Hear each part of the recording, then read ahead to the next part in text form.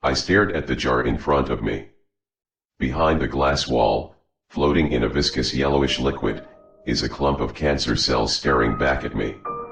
For hours I wondered if this blob had a mind of its own. A brain tumor that has a brain that sounds crazy.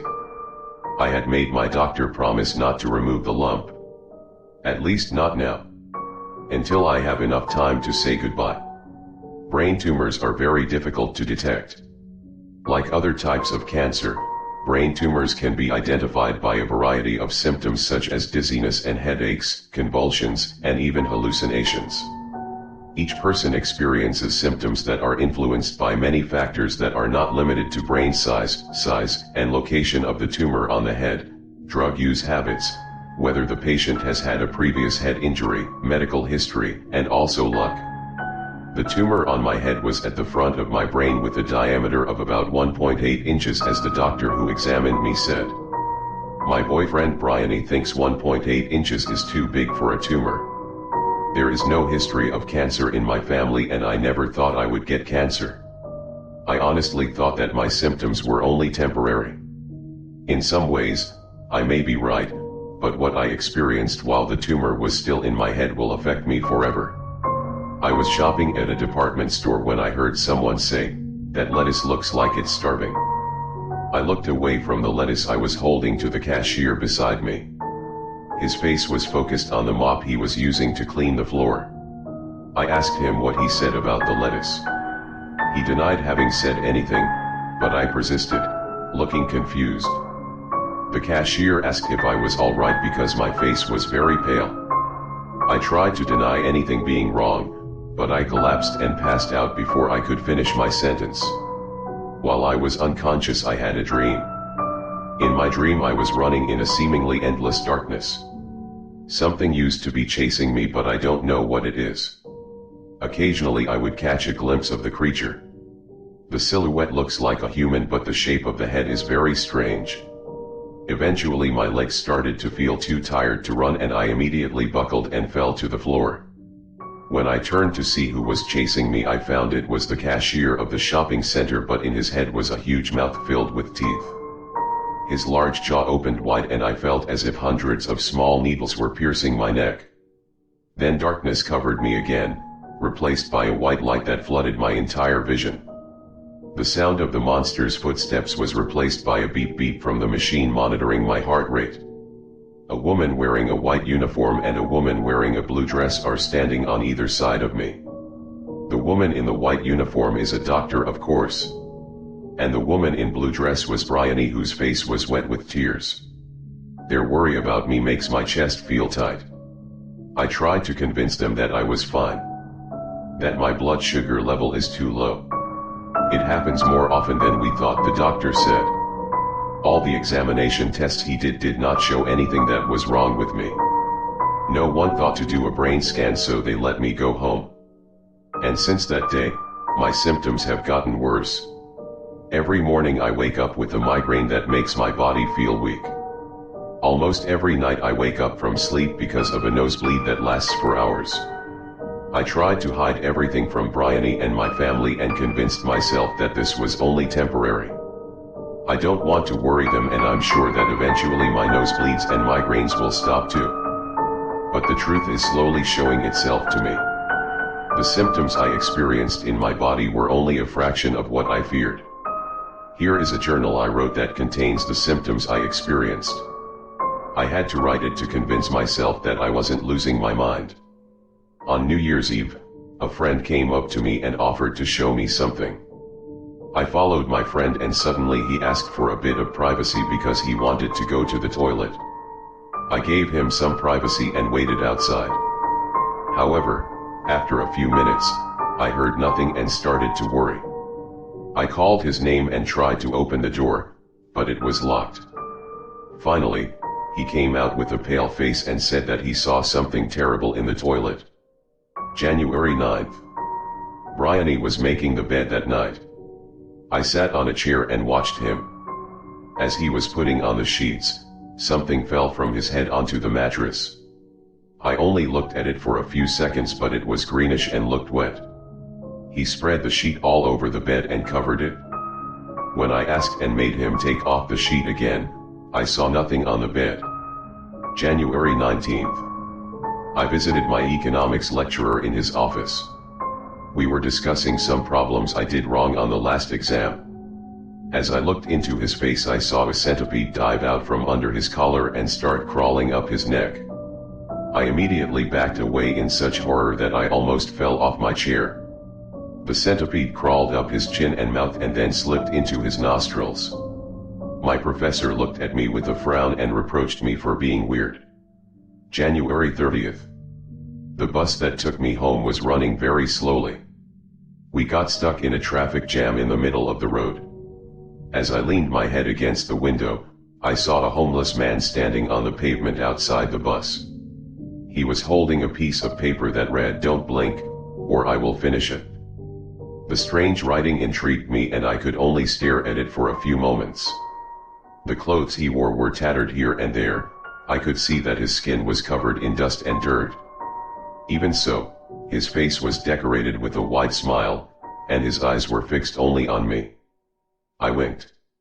And when I opened my eyes again, the writing had disappeared. Now he was holding a large meat fork in his hand.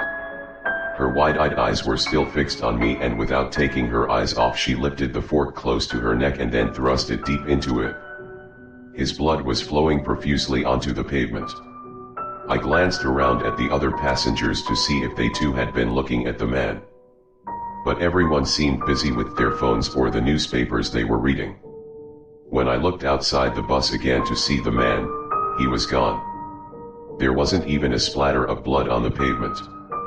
February 4th. Bryony called while I was walking towards the bus stop. He said that I left my macroeconomics book on a shelf near the kitchen. I immediately ran back to my apartment to get it. My lecturer will swallow me alive if I forget to bring that book again. When I got home, Bryony was nowhere to be seen, and when I checked my call history I found that Bryony had not called me at all that morning. And apparently I had the book in my backpack. February 16th. I found a man standing in the bathroom this morning. The clothes he was wearing were torn here and there and covered in blood stains. He was grinning unbelievably wide and there was a gaping hole in his throat. That man is the man I saw stabbing himself on the pavement. I tried to avert my eyes while closing my eyes repeatedly, but he still stood there. I decided that I couldn't take a shower that day. I think I'm starting to lose my mind. 17 to 22 February. The man began to appear frequently everywhere. In my bedroom, in the kitchen, even in the classroom. He just stood looking at me. But he's not the only one. The other corpses started following me every day. Today I was followed by a little girl whose wrist has broken so much that it bends behind her head. Yesterday I saw a man whose eyes and nose looked as if they had been eaten by a beast. And the day before I was followed by an old woman who had broken her spine and made her body bend to the side. The corpses spoke to me. No one heard them except me. They whispered in my ear and I could still hear them even though I covered my ears. From the beginning, since I started writing this journal, they have told me to do terrible things. Kill yourself. Slit your throat. Sink Bryony. Stab Bryony. This way is better. Everyone hates you. They laugh at you when I'm not around. You are worthless. Worthless. Dead, dead, dead, dead, dead, dead. I guess I really have gone mad. My mind was completely messed up by the time I finished my journal. People around me kept asking if I was okay and that I looked sick. Excessive fear and anxiety eats away at my head, and every time someone talks to me I don't know if they are real or just hallucinating. One day Bryony found me lying on the end of the bed with a knife in my hand. He was worried that I hadn't replied to his messages in several hours. I of course couldn't reply to his messages because one of the corpses had already taken my phone. When Bryony found me I was really ready to kill myself. I just want the voices in my head to stop. He insisted on taking me to the hospital. A specialist immediately performed a series of tests and brain scans on me. The results showed that I had a tumor in the front of my brain. The doctor explained that a tumor of that size and location could cause visual and auditory hallucinations like the one I had. He also said that it would be very difficult for sufferers to distinguish between what is real and what is not. They are thirsty to operate on me immediately. And this is a very risky procedure. There is a possibility that my brain will be permanently damaged. Even more terrifying, there was a possibility that the tumor had already spread to the interior of my brain. If so, then it would be impossible to get it out of my head. Even if they do succeed, it is still not certain whether any remnants of the tumor will remain. And the only way to be sure is to wait and see if the symptoms come back. I'm not sure if I want to have the surgery.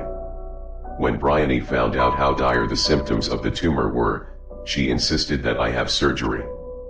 The hospital then put me on the list of patients who would undergo surgery the next day. I couldn't sleep that night thinking that my brain might be damaged forever.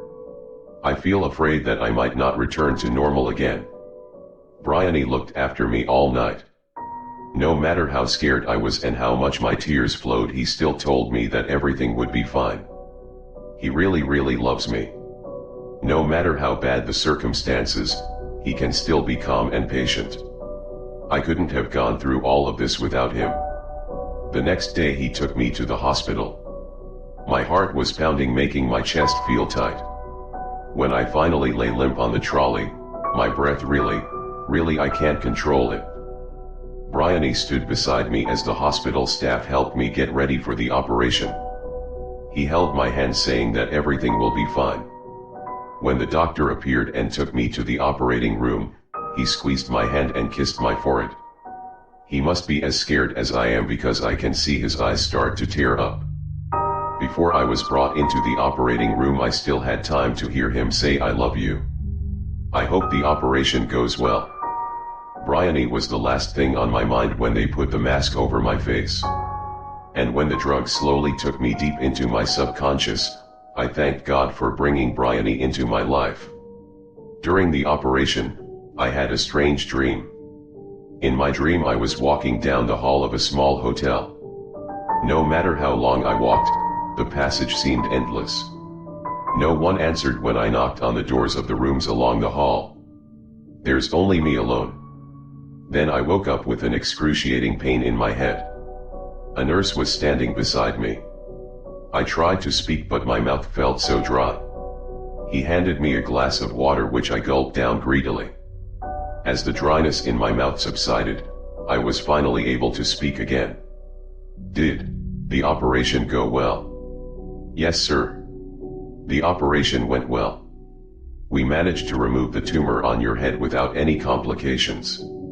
I immediately felt relieved, as if a heavy weight had been lifted from my chest. It is over. I feel like I've been holding my breath for the last few months, and now I can breathe easy again. A few hours later, the nurse informed me that someone had come to see me. Apparently my mother. To be honest, I felt a little surprised, even though I had told him that I was going to have surgery, but I didn't expect that he would come all the way here to see me. My parents' house is hours away from my apartment, and I know my mom doesn't like to drive. But I'm so excited to see him. Sometime after my mother arrived, my father and some of my friends also came to see how I was doing. Their faces also looked relieved, and I could only smile as if I had not seen them in months. My mother explained to my friends about my situation, joking that I was acting like someone who had lost their mind. But then my mom said something strange about how scared I looked on the way to the hospital. I was confused because it wasn't her who drove me, it was Bryony. When I asked where Bryony was, my mom didn't know, and I realized my phone and Bryony's messages were missing. I asked the nurse who came with me and was told my mother was the only one there. It turns out that my friends haven't seen me in months, and my mother found me with a knife in my hand after driving for hours to check on me. I've locked myself in my apartment and refused to talk to anyone. And all that time I thought that I was with Bryony. Spent hours talking with him. Conversations that never happened. Bryony never existed. The only girl I love is just an illusion. He never was. He never was. He is everything to me, and even he is not real. I'm still staring at the lump of tumor in the jar in front of me. I've told the nurse not to allow anyone into my room. I need some time alone with this tumor. Because I'm sure somewhere inside there is Bryony waiting for me. Miss me like I miss him. When I asked the doctor if he could put the tumor back in my head, he just laughed. He thought I was just kidding. I felt as if my heart had been shattered into pieces. Worst of all, after the tumor was removed from my head, it became increasingly difficult for me to remember Bryony's face. Or even when we were together. My memory of him is fading. I can only hope now that the cancer has already spread deep into my head. It is even possible that the tumor will grow back. And I might see Bryony again. While I was still sick and haunted by those hallucinations, I hoped that they would stop soon. But now I hope that they never disappear. I didn't care if I had to see all those horrible things again as long as I got to see Bryony's face just once. I hope and pray that my cancer will come back.